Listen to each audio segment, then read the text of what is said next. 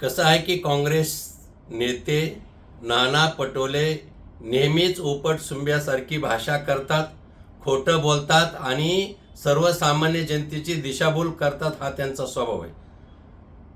ते काय म्हणाले की शेतकऱ्याचे विद्युत पंपाचे कनेक्शन बंद केले.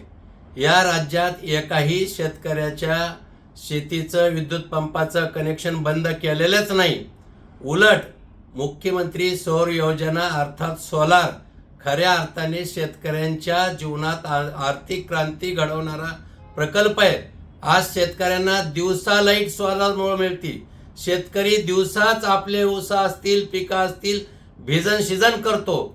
आणि म्हणून खऱ्या अर्थाने नाना पटोले यांनी जरा शेतकऱ्यांच्या बांधावर जावं आणि पाहावं वस्तुस्थिती काय. मला त्यांना सांगायचं आहे की तुमच्या काळात भारनियम हा जो शेतकऱ्यांना शब्द चिटकालेला होता तो 2014 नंतर राज्याचे मुख्यमंत्री आमचे नेते देवाभाऊ यांच्या कर्तृत्ववान कामगिरीमुळे भारनियम शब्द निघालेला आहे.